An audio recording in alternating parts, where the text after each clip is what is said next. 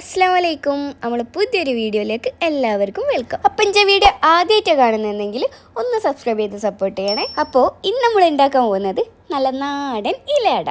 അപ്പം നമുക്കിതെങ്ങനെ ഉണ്ടാക്കുന്നതെന്ന് നോക്കാം. അപ്പോൾ അതിന് വേണ്ടിയിട്ട് നമുക്കിവിടെ കുറച്ച് വെള്ളം ഉരുക്കിയെടുക്കാനുണ്ട്. അപ്പോൾ ഇതിന് വേണ്ടിയിട്ട് ഞാൻ 2 കട്ട വെള്ളം എടുത്തിട്ട് അതിലേക്ക് കുറച്ച് വെള്ളം ഒഴിച്ചിട്ട് ഇതേപോലെ നല്ലോണം മെൽറ്റ് ചെയ്തെടുത്തിട്ടുണ്ട്. ഏകദേശം ഒരു 50 ഗ്രാം വെള്ളത്തിലേക്ക് നമുക്കൊരു 1/2 ഗ്ലാസ് വെള്ളം ഒഴിച്ചാൽ മതി. അപ്പോൾ വെള്ളം നല്ലോണം മെൽറ്റായി വന്നാൽ നമുക്കതൊരു പാനിലേക്ക് നല്ലോണം അരിച്ച് വാർന്നു കൊടുക്കാം.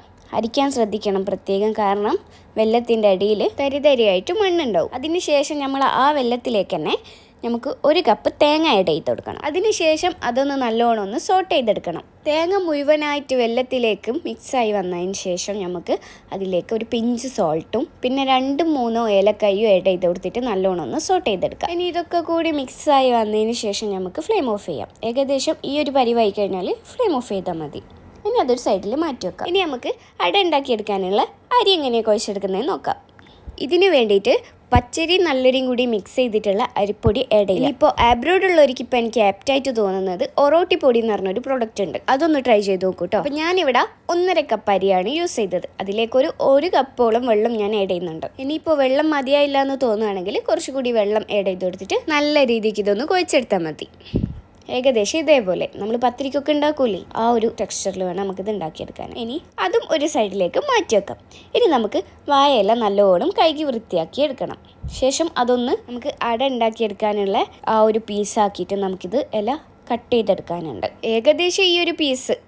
ഇനി നമുക്ക് അത് നല്ലോണം ഒന്ന് തുടച്ച് വൃത്തിയാക്കിയതിന് ശേഷം അതിലേക്ക് നല്ല എണ്ണ സ്പ്രെഡ് ചെയ്ത് കൊടുക്കുക. അതിനുശേഷം നമ്മൾ കുഴച്ച് വെച്ച അരിയിൽ നിന്നൊരു പിടി അരി എടുത്തിട്ട് നമുക്കിതേപോലെ നല്ല റോളാക്കിയതിന് ശേഷം നമുക്ക് നല്ല രീതിക്ക് ഇതൊന്ന് പരത്തിയെടുക്കാം. അരി തീരെ കട്ടിയില്ലാതെ പരത്തിയെടുക്കുകയാണെങ്കിൽ ഒന്നും കൂടി നന്നായിട്ട് കിട്ടോ. അപ്പോൾ ഞാനിവിടെ ഓൾമോസ്റ്റ് പരത്തി കഴിഞ്ഞു. ഇനി അതിന് മേലെ നമുക്ക് നേരത്തെ ഉണ്ടാക്കി വെച്ച തേങ്ങ ശർക്കര മിക്സില്ലേ, അത് നല്ലോണം ഒന്ന് എല്ലായിടത്തും ഒന്ന് സ്പ്രെഡ് ചെയ്ത് കൊടുക്കുക.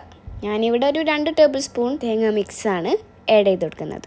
ഇനി അത് കൈകൊണ്ട് നല്ലോണം ഒന്ന് എല്ലാ ഭാഗത്തും ഒന്ന് സ്പ്രെഡ് ചെയ്ത് കൊടുക്കുക. ഇനി അത് സ്പ്രെഡ് ചെയ്ത് കൊടുത്ത് കഴിഞ്ഞതിന് ശേഷം നമുക്ക് ഇത് നല്ലോണം ഒന്ന് മടക്കിയെടുക്കുമ്പോൾ ശ്രദ്ധിക്കുക, മറുവശം ഇതിൻ്റെ മേലേക്കായിട്ട് വരുന്ന രൂപത്തിൽ നമുക്കിത് മടക്കിയെടുക്കാം. അപ്പം ഞാനിവിടെ മുഴുവനായിട്ട് ഇതേപോലെ ചെയ്തെടുത്തിട്ടുണ്ട്. ഇനി നമുക്കത് സ്റ്റീം ചെയ്തെടുക്കണം. അപ്പോൾ ഞാനിവിടെ സ്റ്റീം ചെയ്യാനെടുത്ത ടൈം എന്ന് പറയുന്നത് 20 to 25 മിനിറ്റ്സ് ആണ്. അപ്പോൾ ഒരു 25 മിനിറ്റ്സിന് ശേഷം ഞാൻ എൻ്റെ സ്റ്റീമറിൻ്റെ മൂടി ഓപ്പൺ ആക്കിയപ്പോൾ നമ്മൾ അടകളെല്ലാം നല്ലോണം കുക്കായി വന്നിട്ടുണ്ട്.